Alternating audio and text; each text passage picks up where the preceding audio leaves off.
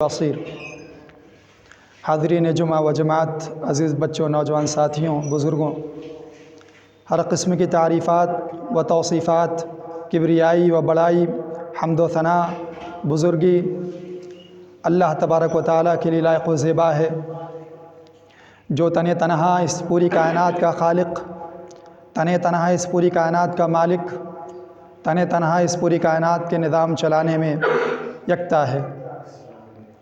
سلام، درود و سلام نازل ہو،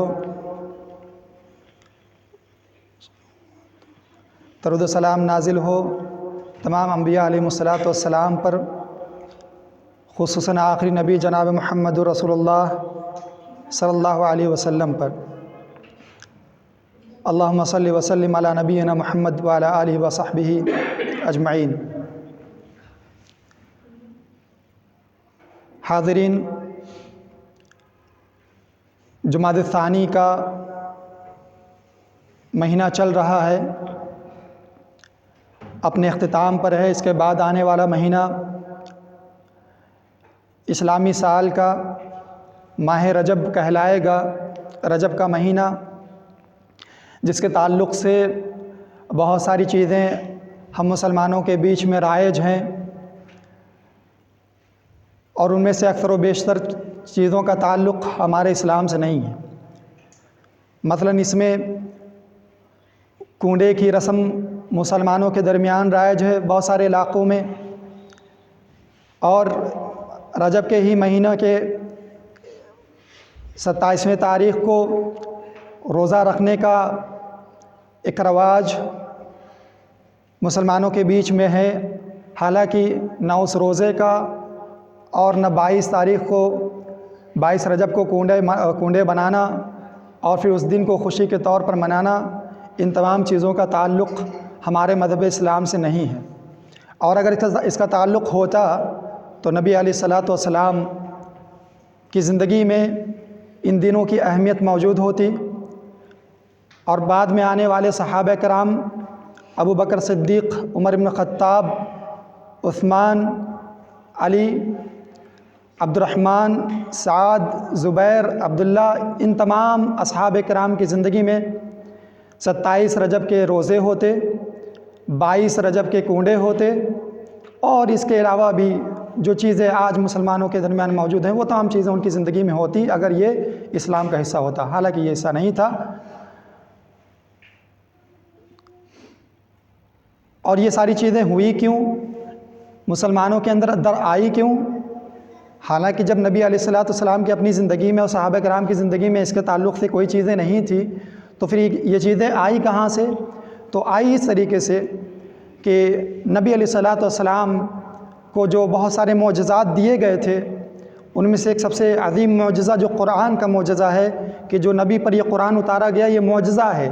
اس جیسی کتاب کوئی بنا کر نہیں لا سکتا، اس جیسی آیتیں کوئی بنا کر پیش نہیں کر سکتا، اس جیسی صورتیں کوئی بنا کر پیش نہیں کر سکتا۔ یہ نبی علیہ الصلاۃ والسلام کا اپنا معجزہ ہے، جو نبی بنائے جانے پر رب ذوالجلال اپنے نبیوں کو دیتا ہے۔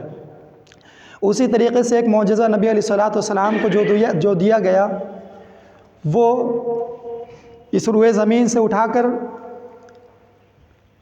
7ویں آسمان کے اوپر لے جایا جانا نبی علیہ الصلاۃ والسلام کا اپنے جسم مبارک کے ساتھ، پھر وہاں پر رب ذوالجلال سے بات کرنا، پھر رب ذوالجلال کا براہ راست بنا کسی درمیان میں فرشتے کے رب ذوالجلال کا اپنے حبیب سے بات کرنا، یہ سارا معاملہ معراج کہلاتا ہے۔ تو یہ واقع کب ہوا ہے، اس کے تعلق سے بہت سارے اختلافات ہیں۔ ان میں سے ایک دو قول یہ ہے کہ یہ ماہ رجب میں واقع ہوا۔ یہ واقعہ یعنی نبی علیہ الصلاۃ والسلام کو جو معراج کا واقعہ جو ان کی زندگی میں پیش آیا، نبی علیہ الصلاۃ والسلام کو جو آسمانوں تک لے جایا گیا، آسمانوں کی سیر کرائی گئی، یہ رجب کے مہینے میں یہ چیز واقع ہوئی ہے۔ تو جن لوگوں کو اس بات پر اعتبار ہوا اور اس چیز کو صحیح سمجھا، ان لوگوں نے کیا کیا کہ اس چیز کو، اس رات کو، جو کہ حقیقی رات کون سی ہے اس کا علم نہیں ہے، بلکہ یہ مہینہ ہی کون سا ہے کہ کس مہینے میں یہ معراج واقع ہوئی ہے نبی علیہ الصلاۃ والسلام کی، اس مہینے کا بھی علم نہیں ہے صحیح طریقے سے۔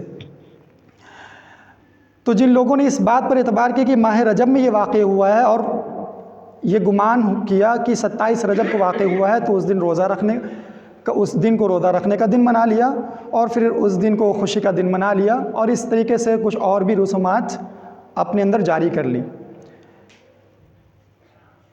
لہذا جیسے میں نے بتایا کہ یہ ساری چیزوں کا تعلق ہمارے اسلام سے نہیں ہے، اور جو معراج جو نبی علیہ السلام کو جو واقع ہوئی ہے وہ صحیح قول کے مطابق کس مہینے میں واقع ہوئی ہے یہ معراج، اور نبی علیہ السلام کو آسمانوں کی سیر کس مہینے میں اور کس دن اور کس رات کرائی گئی ہے، اس کا علم نہیں ہو سکا۔ یہ معجزہ تھا نبی علیہ السلام کی زندگی میں، اسی چیز کو میں آپ لوگوں کے سامنے رکھنے کی کوشش کر رہا ہوں۔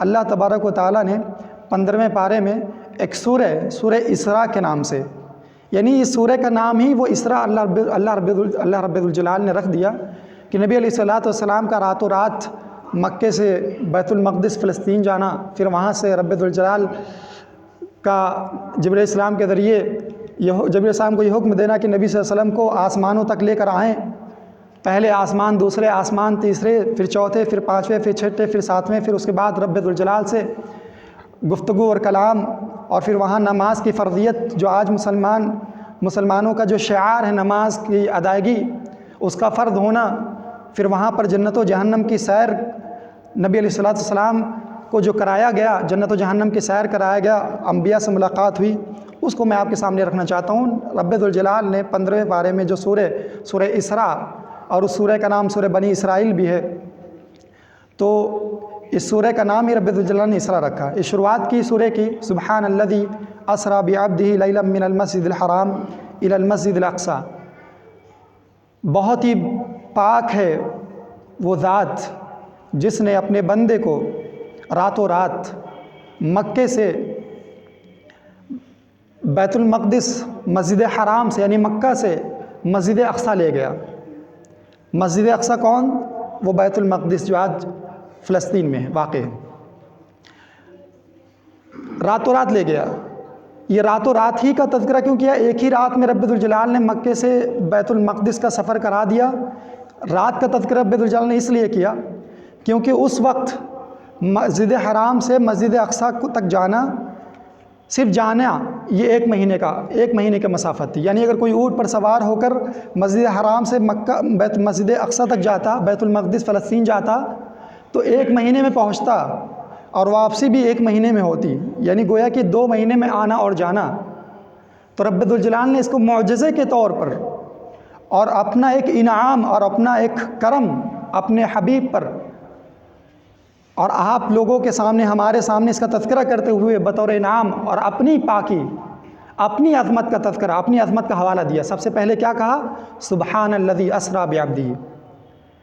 نبی علیہ السلام کو یہ مقام ملا، اس سے پہلے ہمارے اور آپ کے ذہن میں یہ بات آ جانا چاہیے کہ یہ مقام دینے والا کون ہے، اس مقام پر فائز کرنے والا کون ہے؟ سبحان الذی اسریٰ بعبدہ لیلا من المسجد الحرام۔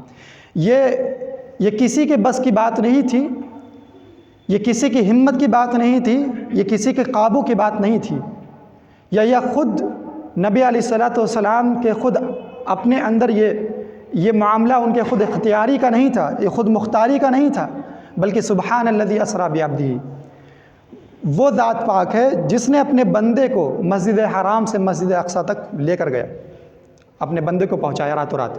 اسریٰ بعبدہ من المسجد الحرام الی المسجد الاقصی الذی بارکنا حولہ، اور یہ مسجد اقصی وہ زمین ہے، مسجد بیت المقدس فلسطین کے اندر یہ وہ زمین ہے کہ اللہ نے کہا ہم نے اس کے ارد گرد برکتیں نازل کی ہیں، اس کے ارد گرد برکتوں کو رکھا ہے ہم نے۔ برکتوں کو کیوں رکھا؟ اس کی ایک وجہ مفسرین نے بتائی کہ یہ انبیاء کی سرزمین ہے، یہ ابراہیم علیہ السلام کی سرزمین ہے، یہ اسحاق علیہ السلام کی سرزمین ہے، یہ سلیمان علیہ السلام کی سرزمین ہے۔ اکثر و بیشتر انبیاء اس سرزمین پر آئے، فلسطین، یہ ارض الانبیاء ہے۔ اور ایک وجہ یہ بتائی کہ اللہ تبارک و تعالیٰ نے جب اپنے حبیب جناب محمد رسول اللہ صلی اللہ علیہ وسلم کو مسجد حرام سے مسجد اقصی پہنچا دیا رات ہی رات میں، تو وہاں پر سارے انبیاء کو یکجا کر دیا، سارے انبیاء کو، آدم علیہ السلام سے لے کر محمد رسول اللہ صلی اللہ علیہ وسلم تک سارے انبیاء کو اس جگہ پر یکجا کر دیا اس رات میں. اور یکجا کرنے کے بعد معاملہ کیا ہوا؟ نبی علیہ الصلوۃ والسلام نے امامت کروائی، نماز پڑھائی، اور تمام انبیاء اور رسول اور پیغمبروں نے نبی علیہ الصلوۃ والسلام کی امامت میں نماز ادا کی. یہیں سے ان کا لقب پڑتا ہے جناب محمد رسول اللہ صلی اللہ علیہ وسلم کا، کہ وہ کیا ہیں؟ وہ امام الانبیاء ہیں، انبیاء کی امامت کرانے والے. یہ سید الرسل ہیں. یہ رسول جہاں آدم کی اولاد کے سردار ہیں، وہیں اللہ تبارک و تعالیٰ کے برگزیدہ بندوں کے بھی سردار ہیں، یعنی انبیاء کے. اور نبی علیہ الصلوۃ والسلام کو لے جایا کیسے گیا؟ جبرائیل علیہ السلام آئے، نبی علیہ الصلوۃ والسلام سوئے ہوئے تھے، چھت کا حصہ کھلا، جبرائیل علیہ السلام اترے ایک سواری لے کر، جو کہ گدھے سے کچھ اوپر اور گھوڑے سے کچھ نیچے، یعنی گدھے اور گھوڑے کے درمیانی شکل اس کی. اس کا نام حدیثوں میں براق آتا ہے. وہ سواری لے کر اترے جبرائیل علیہ السلام، اور نبی علیہ الصلوۃ والسلام کو لے کر گئے اس جگہ پر جہاں پر زمزم کا کنواں تھا. نبی علیہ الصلوۃ والسلام کا سینہ چاک کیا، سینہ یہاں سے لے کر پیٹ کے بالکل نچلے حصے تک اتنا حصہ چاک کر دیا نبی علیہ الصلوۃ والسلام کا. پھر زمزم کے پانی سے بہترین طریقے سے دھل دیا جبرائیل علیہ السلام نے، سید الملائکہ، ملائکہ فرشتوں کے سردار نے، انبیاء کے سردار کے سینے کو اس طریقے سے دھل دیا زمزم کے پانی سے. پھر ایک سونے کا تست لایا گیا، اس میں حکمت اور بصیرت اور ایمان بھر دیا گیا تھا رب ذوالجلال کی جانب سے.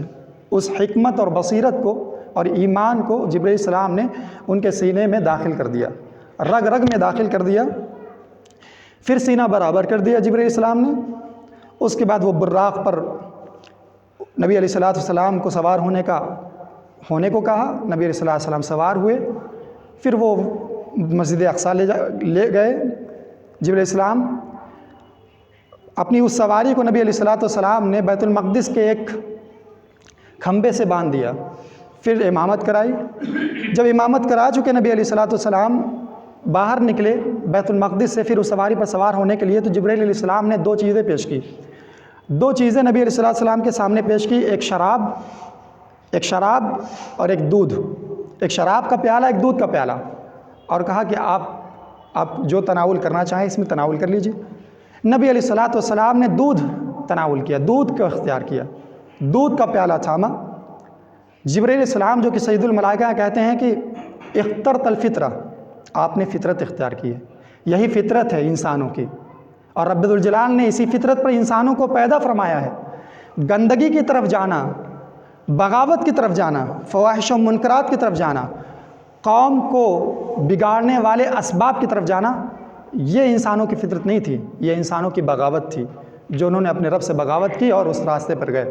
یہ جو آپ نے دودھ کا پیالہ اختیار کیا ہے، یہ آپ نے فطرت اختیار کیا ہے، آپ کی ہدایت فطرت کی طرف کر دی گئی. نبی علیہ الصلوۃ والسلام نے دودھ کا پیالہ نوش فرمایا. تو لہذا اس امت کو بھی دودھ جیسی پاکیزہ چیز کو ہی پسند کرنا چاہیے.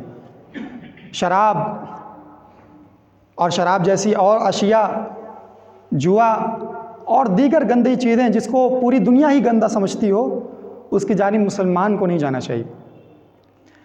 پھر نبی علیہ الصلوۃ والسلام کو سواری پر بیٹھایا جبرائیل السلام نے. پھر آسمان پر لے گئے ایک ہی رات میں، وہاں سے زمین سے آسمان پر لے گئے. پہلے آسمان پر لے گئے. پہلے دروازے ہیں. احادیثوں میں قرآن کی آیتوں سے یہ بات واضح پتہ چلتی ہے کہ آسمانوں میں دروازے لگے ہوئے ہیں. وہاں پر رب ذوالجلال کی جانب سے فرشتے مقرر ہیں. جس کے لیے اجازت دی جاتی ہے اسی کے لیے وہ دروازہ کھلتا ہے کہ وہ آگے جا سکے، اور جس کے لیے اجازت نہیں ہوتی اس کے لیے دروازہ نہیں کھلتا. اس سے پہلے جو میں نے موت کے مناظر کا تذکرہ کیا حدیث کی روشنی میں، آپ کو پتہ ہوگا اور یاد ہوگا.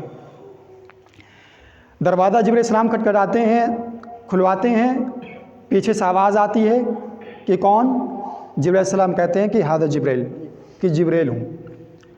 آواز آتی ہے یہ آپ کے ساتھ کون ہے؟ جبرائیل السلام کہتے ہیں کہ محمد صلی اللہ علیہ وسلم. فرشتہ ایک سوال اور کرتا ہے کہ ارسل الیہ، حل بعث، مبعوث کر دیے گئے، نبی بنا دیے گئے، فاہلا بہ و مرحبا بہ، دروازہ کھولا جاتا ہے، کیا وہ نبی بنا دیے گئے، رسول بنا دیے گئے؟ جبرائیل علیہ السلام جواب دیتے ہیں، ہاں میں جواب دیتے ہیں، دروازہ کھولا جاتا ہے۔ جیسے ہی اللہ کے رسول علیہ الصلاۃ والسلام داخل ہوتے ہیں ساتویں آسمان، پہلے آسمان پر، تو سب سے پہلے آدم علیہ السلام سے ملاقات ہوتی ہے۔ آدم علیہ السلام جو کہ سارے انسانوں کی نسل وہی سے شروع ہوئی ہے۔ ابھی جو خطبہ جمعہ میں جو پہلی آیتیں پڑھی جاتی ہیں، جو میں نے آج بھی پڑھی ہے، یا ایھا الناس اتقوا ربکم الذی خلقکم من نفس واحدہ، اے انسانوں اس ایک اللہ کی عبادت میں لگ جاؤ جس نے تم لوگوں کو ایک جان سے پیدا کیا ہے۔ وہ ایک جان کون ہے؟ یہ آدم ہے۔ انہی آدم علیہ السلام سے ملاقات ہوتی ہے پہلے آسمان پر۔ آدم علیہ السلام کہتے ہیں کہ مرحبا بالنبی الصالح والابن الصالح، نیک بیٹے کا آنا مبارک اور نیک نبی کا آنا مبارک ہمارے پاس۔ آدم کی اولاد ہیں، آدم کے بیٹے ہیں، آدم کے فرزند ہیں تو آدمی ہیں، اور اسی لیے آدم علیہ السلام نے اقرار بھی کیا کہ جو ہے مرحبا بالابن صالح والنبی صالح۔ اور نبی علیہ السلام نے یہاں ملاقات کی آدم علیہ السلام سے، اور آدم علیہ السلام کے دائنے ہاتھ پہ اچھی روحوں کا معائنہ کیا، اچھی روحوں کو دیکھا، اور بائیں ہاتھ میں جو بد روحیں تھیں، جو بد کردار تھیں اس دنیا کے اندر، جو شرک میں ملوث تھیں، جو کفر میں ملوث تھیں، ان لوگوں کو دیکھا۔ پھر یہاں سے سفر شروع رہا، دوسرے آسمان پر گئے۔ دوسرے آسمان پر بھی یہی معاملہ جو سوال و جواب کا، وہاں پر نبی علیہ السلام ملاقات کرتے ہیں یحییٰ اور عیسیٰ علیہ السلام سے، یحییٰ علیہ السلام سے اور عیسیٰ علیہ السلام سے۔ ان کی جانب سے بھی وہ نبوت کا اقرار ہوتا ہے کہ ہمارے نیک بھائی کا آنا مبارک اور نیک نبی کا آنا مبارک۔ پھر اس کے بعد تیسرے آسمان پر جاتے ہیں نبی علیہ السلام، جبرائیل علیہ السلام لے کر جاتے ہیں، وہاں تیسرے آسمان پر ملاقات ہوتی ہے یوسف علیہ السلام سے، اور یوسف علیہ السلام کے بارے میں نبی علیہ السلام نے کہا کہ قد اعطی شطر الحسن، دنیا کی آدھی خوبصورتی یوسف علیہ السلام کو اللہ تعالیٰ نے دے دی تھی۔ وہ یوسف علیہ السلام سے ملاقات ہوتی ہے۔ پھر چوتھے آسمان پر ادریس علیہ السلام سے ملاقات ہوتی ہے۔ پانچویں آسمان پر نبی علیہ السلام کے ہارون علیہ السلام سے ملاقات ہوتی ہے، جو کہ موسیٰ علیہ السلام کے بھائی ہیں۔ اور اس کے بعد چھٹے آسمان پر موسیٰ علیہ السلام سے ملاقات ہوتی ہے۔ اس کے بعد ابراہیم علیہ السلام سے ملاقات ہوتی ہے ساتویں آسمان پر جب جاتے ہیں نبی علیہ السلام۔ ساتویں آسمان پر جب جاتے ہیں، ساتویں آسمان کا دروازہ کھٹکھٹاتے ہیں جبرائیل علیہ السلام، کھلواتے ہیں، اور نبی علیہ السلام داخل ہوتے ہیں، تو ابراہیم علیہ السلام کو اپنی نگاہ کے سامنے پاتے ہیں کہ ابراہیم علیہ السلام بیت معمور کی دیوار پر ٹیک لگائے ہوئے بیٹھے ہیں۔ یہ بیت معمور کیا ہے؟ یہ بیت معمور جیسے اس روئے زمین پر رب ذوالجلال کا یہ گھر خانہ کعبہ ہے، کعبۃ اللہ ہے، اللہ کا یہ گھر بیت اللہ ہے، مکہ ہے، اسی طریقے سے ٹھیک اسی کے اوپر ساتویں آسمان پر بیت معمور ہے۔ جس طریقے سے انسان، دنیا کے سارے مسلمان اس رب ذوالجلال کے اس گھر کا ارادہ کرتے ہیں، اس گھر کو جاتے ہیں، اس گھر کا طواف کرتے ہیں، اس گھر میں جا کر رب ذوالجلال کی عبادت کرتے ہیں، خالص اللہ تبارک و تعالیٰ کی بندگی کرتے ہیں، اسی طریقے سے اس بیت معمور میں اللہ کے رسول علیہ السلام بیان فرمایا کہ ہر روز 70,000 فرشتے اس بیت معمور میں جاتے ہیں، اور پھر قیامت تک عبادت کرنے کے لیے جاتے ہیں، اور پھر قیامت تک ان کا دوبارہ نمبر نہیں آتا اس میں عبادت کرنے کا۔ یہ معاملہ، اس بیت معمور کی یہ عظمت ہے، اس بیت معمور کا یہ مقام ہے۔ اس کی دیوار پر پیٹھ لگا کر ابراہیم علیہ السلام بیٹھے ہوئے ہوتے ہیں، وہاں بھی ابراہیم علیہ السلام سے سلام اور کلام ہوتا ہے، نبی علیہ السلام سلام کرتے ہیں، اور ابراہیم علیہ السلام کی جانب سے یہ بات ہوتی ہے کہ جو بات آدم علیہ السلام نے کہی تھی کہ نیک نبی کا آنا مبارک اور نیک بیٹے کا آنا مبارک، وہی بات ابراہیم علیہ السلام بھی کہتے ہیں کہ نیک نبی کا آنا مبارک اور نیک بیٹے کا آنا مبارک، کیونکہ ابراہیم علیہ السلام کی ہی نسل سے ہمارے نبی علیہ السلام تھے۔ ابراہیم علیہ السلام کے بیٹے اسماعیل علیہ السلام، اور اسماعیل علیہ السلام کی نسل میں کوئی بھی نبی نہیں ہوا سوائے ہمارے نبی علیہ السلام کے۔ تو ابراہیم علیہ السلام بھی یہاں پر بھی وہی بات کہتے ہیں جو آدم علیہ السلام نے کہی تھی کہ نیک بیٹے کا آنا مبارک اور نیک نبی کا آنا مبارک۔ پھر اللہ تبارک و تعالیٰ پھر اس کے آگے بڑھتے ہیں، سدرۃ المنتہا آ جاتا ہے، جس کے اشعار بھی بہت سارے مشہور ہیں، لوگ سنتے رہتے ہیں، لیکن حقیقت کتنی ہے اس کو حاصل کرنے کی، اس کو تلاش کرنے کی کوشش ہماری اپنی زندگی میں نہیں ہوتی۔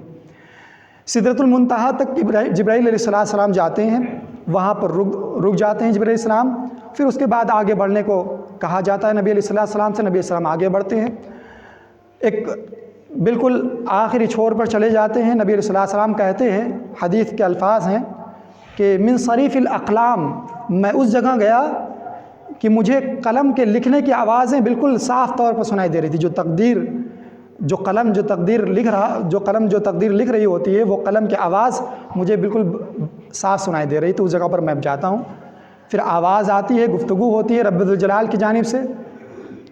رب ذوالجلال وہاں پر جو فرض نماز کا معاملہ ہماری اور آپ کی نگاہوں کے سامنے آج ہے، اس وقت جانتے ہیں 50 وقت کی نماز رب ذوالجلال نے نبی علیہ السلام کو دیا، اور گویا کہ یہ تحفہ تھا، یہ گویا کہ جیسے یہ جو نماز ہے نبی علیہ السلام کو معراج کرانے کے بعد رب ذوالجلال نے 7ویں آسمان کے اوپر اس نماز کا حکم دیا، ویسے ہی علماء نے کہا کہ جیسے معراج میں نبی علیہ السلام کو معراج میں نماز کا حکم دیا گیا، یہ بندوں کی معراج ہے۔ اگر کوئی بندہ اللہ تبارک و تعالیٰ کے اس حکم پر، نماز کی ادائیگی پر عمل کرتا ہے اور نماز کے حکم پر عمل پیرا ہو جاتا ہے، تو گویا کہ وہ اس کی معراج ہے نماز، گویا کہ وہ عبادت فقط رکوع اور سجدہ نہیں ہے، وہ رب ذوالجلال سے گفتگو کر رہا ہوتا ہے، وہ رب ذوالجلال سے سرگوشی کر رہا ہوتا ہے تنہا کھڑا ہو کر۔ یہ عبادت رب ذوالجلال اس وقت دیتا ہے نبی علیہ السلام کو۔ نبی علیہ السلام اس کو لے کر لوٹتے ہیں، 50 وقت کی نماز کو موسیٰ علیہ السلام تک پہنچتے ہیں واپسی میں۔ موسیٰ علیہ السلام بار بار ان کو لوٹاتے ہیں کہ آپ کی امت 50 وقت کی نماز نہیں پڑھ پائے گی، یہ اس کے اوپر بڑا گراں گزرے گا اور طاقت نہیں رکھے گی آپ کی امت، آپ جائیے اپنے رب ذوالجلال سے، رب سے اس کو کم کروائیے، تخفیف کروائیے اس میں۔ نبی علیہ السلام جاتے ہیں، کچھ کم ہوتا ہے معاملہ نماز کا، 10 نماز کم کر دی جاتی ہے، 40 کر دی جاتی ہے، پھر جاتے ہیں، پھر 5 کم کی جاتی ہے، پھر جاتے ہیں، پھر موسیٰ علیہ السلام بار بار ان کو لوٹاتے رہتے ہیں، حتیٰ کہ وہ جو 50 وقت کی نماز فرض کی گئی تھی وہ 5 وقت کی ہو جاتی ہے۔ پھر موسیٰ علیہ السلام کے پاس آتے ہیں، موسیٰ علیہ السلام پھر کہتے ہیں کہ آپ کی امت اس کی استطاعت نہیں رکھ پائے گی، اس کی پابندی نہیں کر پائے گی، رب ذوالجلال کے اس حکم کی پابندی نہیں کر پائے گی۔ تو اللہ کے رسول علیہ السلام کہتے ہیں کہ اب مجھے حیا آتی ہے اپنے رب کے پاس بار بار اس طرح جانے سے، اب مجھے حیا آتی ہے، میں نہیں جاؤں گا۔ آواز آتی ہے پیچھے سے اللہ تبارک و تعالیٰ کی جانب سے، اللہ تبارک و تعالیٰ کہتا ہے کہ میرا جو حکم تھا، میرا جو فریضہ تھا، جو میں نے فرض کیا تھا اپنے بندے پر، وہ میں نے نافذ کر دیا ہے، وخففت عن عبادی، لیکن میں نے اس کو ہلکا کر دیا۔ اگر وہ 5 وقتی نماز پڑھتی ہے تو اسے ثواب اور جزا اور بدلہ 50 وقت کی نمازوں کا ملے گا، بھلے سے وہ 5 وقت کی نماز پڑھے۔ جو میں نے فرض کیا تھا اپنے بندے پر وہ فرض کر دیا، لیکن میں نے اپنے بندوں پر ہلکا کر دیا ہے، اس کو رخصت دے دی ہے کہ اب وہ 50 کے بجائے وہ 5 ہی پڑھے۔ آج ہم سے وہ 5 بھی نہیں ہو پاتا جس پر نبی علیہ السلام نے حیا کیا تھا۔ اگر ہم بھی حیادار ہیں تو ہمیں بھی چاہیے کہ ہم رب ذوالجلال کے اس حکم کی پابندی کریں اور اس کا التزام کریں، اس کا اہتمام کریں۔ یہ معاملہ نبی علیہ السلام کے معجزے کا تھا، معراج کا تھا۔ نبی علیہ السلام کو جو مسجد حرام سے مسجد اقصیٰ لے جایا گیا، اس کو اسراء کہا جاتا ہے، رات میں چل کر جانا، اور جو زمین سے آسمان تک لے جایا گیا اس کو معراج کہا جاتا ہے۔ معراج کیوں کہا جاتا ہے؟ اردو میں عروج بولا جاتا ہے، زمین سے اونچائی کی طرف جانا عروج، اور آسمان سے نیچے کی طرف آنا بلندی سے اس کو زوال بولا جاتا ہے۔ اس عروج سے اس کا نام معراج پڑا۔ بیت المقدس سے آسمانوں تک جانا اس کو معراج کہا جائے گا، اور مسجد مکہ سے بیت المقدس تک جانا اس کو اسراء کہا جائے گا۔ اب آسمانوں میں رب ذوالجلال کی جانب سے نبی علیہ السلام کو اور بھی بہت ساری چیزیں دکھلائی گئی، میں ان میں سے کچھ خاص چیزوں کا تذکرہ کرتے ہوئے چلتا ہوں اور اپنی بات ختم کرتا ہوں۔ شاید کہ یہ ہماری زندگی کو کچھ جھنجھوڑ دے، اور ہماری جو کجروی ہے اور جو ہماری زندگی میں فواحش و منکرات ہیں، ہماری زندگی میں جو بغاوت ہے رب کی، ہو سکتا ہے ان نصیحتوں سے اور ان مناظر سے اس کے اندر کچھ کمی آ جائے اور ہم رب کے حقیقی بندے بننے کی کوشش کریں۔ اللہ کے رسول علیہ الصلوۃ والسلام نے بات بیان فرمایا کہ جب مجھے معراج کرائی گئی تو میں نے دیکھا کہ کچھ لوگوں کو دیکھا کہ ان کے ناخن بڑے بڑے تانبے کے ہیں، ان کے ناخن بڑے بڑے تانبے کے ہیں، یخمشون وجوہہم وصدورہم، اور اپنے اس تانبے کے ناخن سے اپنے چہرے کو نوچ رہے ہیں، اپنے سینے کو نوچ رہے ہیں، والدماء تسیل منہم، اور خون بالکل بہتا جا رہا ہے۔ میں نے کہا اے جبرائیل یہ کون لوگ ہیں؟ جبرائیل السلام نے کہا کہ ہؤلاء الذین یأکلون لحوم الناس ویتبعون فی اعراضہم، یہ وہ لوگ ہیں جو لوگوں کا گوشت کھاتے ہیں، یعنی لوگوں کی پیٹھ پیچھے بے عزتی کرتے ہیں، پیٹھ پیچھے ان کی غیبتیں کرتے ہیں، ویقعون فی اعراضہم، اور ان کی عزتوں کو اچھالتے ہیں۔ یہ وہ لوگ ہیں جن کے ناخن تانبے کے ہوں گے، اپنے چہرے کو اور اپنے سینے کو نوچ رہے ہوں گے۔ لہذا یہ جرم سے ہمیں باز رہنا ہے اور باز رہنے کی کوشش کرنا ہے۔ اور خواتین یہ غور سے سنیں کیونکہ ان کے درمیان یہ عیب بہت زیادہ پایا جاتا ہے۔ اللہ تبارک و تعالی ہمیں اس جیسے آداب میں مبتلا ہونے سے الہ العالمین ہمیں بچائے رکھ۔ ایک اور لوگوں کا تذکرہ نبی علیہ الصلوۃ والسلام نے کیا کہا کہ جب مجھے معراج کرائی گئی، آسمانوں پر لے جایا گیا، تو میں نے کچھ لوگوں کو دیکھا، ان کے پیٹ بالکل بہت بڑے بڑے ہیں، اتنے بڑے بڑے ہیں کہ میں نے اس جیسا پیٹ اب تک دیکھا ہی نہیں، اتنے بڑے بڑے پیٹ۔ اور وہ اس راستے پر ہیں جس راستے سے آل فرعون کو عذاب دینے کے لیے لے جایا جاتا ہے، اس راستے پر وہ لوگ ہیں، اور اتنے بڑے بڑے پیٹ ہیں کہ وہ اپنی جگہ سے کھسک نہیں سکتے ہیں۔ آج ہم بھی دیکھتے ہیں کہ جو بہت زیادہ موٹے ہو جاتے ہیں، وہ اٹھنا بیٹھنا ہر چیز مشکل ہو جاتا ہے۔ گویا کہ یہ آج کی موٹائی ہم دیکھ رہے ہیں، یہ قیامت اس وقت کی موٹائی نبی علیہ الصلوۃ والسلام بیان کیا کہ اتنے زیادہ موٹے ان کے پیٹ کہ وہ اپنی جگہ سے کھسک نہیں سکتے تھے، اور اس راستے پر تھے جس راستے کے ذریعے آل فرعون کو عذاب دینے کے لیے ہر صبح و شام لے جایا جاتا ہے۔ اور وہ آل فرعون کیا کرتے ہیں؟ اپنے پیروں سے رونتے ہوئے گزرتے ہیں ان کو۔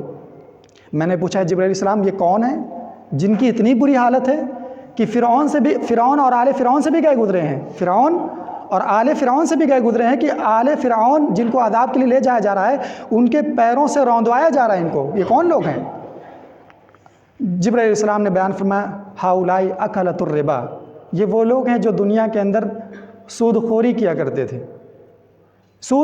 کرتے تھے، بیاج، انٹرسٹ، ان سب میں گرفتار تھے، روزی روٹی، کھانا پینا، اور یہ جو تمام ذرائع کھل گئے ہیں آج سود کا گھر کے اندر آنے کا، ان سب چیزوں کو استعمال کرتے تھے۔ ہؤلاء ھم اکلۃ الربا، یہ سود خوری والے لوگ ہیں، سود کھایا کرتے تھے، یہ وہ لوگ۔ اللہ تبارک تعالی ہمیں ایسے عذاب میں گرفتار ہونے سے الہ العالمین ہمیں اور ہماری نسلوں کو، مسلمانوں کو محفوظ رکھ، آمین۔ ایک اور منظر نبی علیہ الصلوۃ والسلام نے دیکھا کہ کچھ عورتوں کو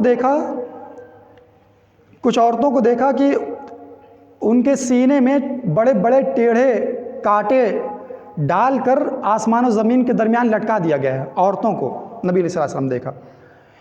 نبی علیہ السلام نے جبرائیل السلام سے پوچھا کہ یہ کون سی عورتیں ہیں اے جبرائیل؟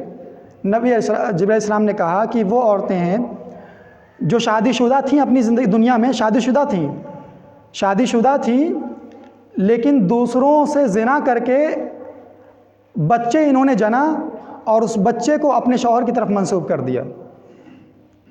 دوسروں سے زنا کیا اور پتہ نہیں چلا، وہ بچہ اس کے شوہر کی طرف منسوب ہوا، یعنی زنا کی اولاد جنا ان لوگوں نے۔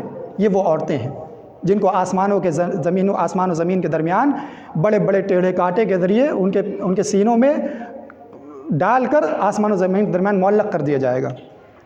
اللہ تبارک و تعالی ہماری خواتین کو، ہماری خواتین اسلام کو، مسلم بہنوں کو الہ العالمین ایسے گناہوں میں ملوث ہونے سے بچا لے۔ اور اللہ کے رسول علیہ الصلوۃ والسلام نے ایک اور منظر دیکھا کہ کچھ لوگ ہیں، ان کے پاس ایک طرف بالکل تازہ ترین بہترین گوشت پڑا ہوا ہے اور دوسرے طرف سڑا ہوا چھچڑا گوشت پڑا ہوا ہے۔ وہ تازہ گوشت چھوڑ کر، بہترین گوشت چھوڑ کر اس چھچڑے گوشت کو کھا رہے ہیں، उस सड़े हुए गोश्त को खा रहे हैं। मैंने जिब्राइल से पूछा कि ए जिब्राइल, ये कौन लोग हैं, ये कैसी बात कि ताज़ा गोश्त छोड़ के सड़ा हुआ गोश्त खा रहे हैं। जिब्राइल सलाम ने कहा कि ये ज़िनाकार लोग हैं, दुनिया में ज़िना करने वाले लोग थे ये। अल्लाह तबारक व तआला ने हलाल ज़रिया रखा था, अपनी ख्वाहिशात पूरी करने का हलाल तरीक़ा रखा था कि निकाह कर दो, ख़ुद का निकाह कर लो, बच्चों का निकाह कर दो, बच्चियों का निकाह कर दो, या शादी हो गई थी, अपनी ख्वाहिशात पूरी करने का नेक ज़रिया था, हलाल ज़रिया था। लेकिन उस हलाल ज़रिए को, पाकीज़ा ज़रिए को छोड़कर ये लोग जो है गंदे रास्ते पर गए और गंदे रास्ते को इख्तियार किया, गलत रास्ते को इख्तियार किया। तो गोया कि ये उनकी जज़ा है, ये उनका बदला है। जैसे दुनिया में पाकीज़ा रास्ता छोड़कर, पाकीज़ा चीज़ को छोड़कर गलत रास्ता इख्तियार किया, वो उसी की जज़ा ये है कि आज इनको ताज़ा तरीन गोश्त सामने रखा हुआ भी है, उसके बावजूद भी इनको ये मजबूर हैं कि ये सड़ा हुआ गोश्त खाएँ। अल्लाह तबारक व तआला से मैं दुआ करता हूँ कि अल्लाह तबारक व तआला हमारी उम्मत के लोगों को, नबी अलैहिस्सलाम की उम्मत के लोगों को, नौजवानों को, नौजवान बच्चियों को, बूढ़ों को, अलगर्द हर तबका के लोगों को ज़िना जैसे जुर्म से महफूज रहने की तौफ़ीक़ अता फ़रमा। सूद खोरी जैसे अदीम जुर्म से इलाही आलमीन हमें महफूज फरमा, और लोगों को बेइज़्ज़त करने से इलाही आलमीन हमें, हमारी ज़बानों को, हमारे ज़हनों को महफूज फरमा। इलाही आलमीन हमें इस्लाम के साए में ज़िंदगी गुजारने की तौफ़ीक़ अता फ़रमा। क़ुरान की अज़मत, नबी अलैहिस्सलातु वस्सलाम की अज़मत को अपने सीनों में सजाने की तौफ़ीक़ अता फ़रमा। इस्लाम को सबसे आला निगाह से देखने की, सबसे अज़मत वाली निगाह से देखने की इलाही आलमीन तौफ़ीक़ अता फ़रमा। आमीन व आखिरु दावाना अल्हम्दुलिल्लाहि रब्बिल आलमीन। बारकल्लाहु लना व लकुम फ़िल क़ुरआनिल अज़ीम व नफ़अना व इय्याकुम बिल आयाति व ज़िक्रिल हकीम। इन्नहु तआला जवादुम मलिकुम बर्रुफ़ रहीम।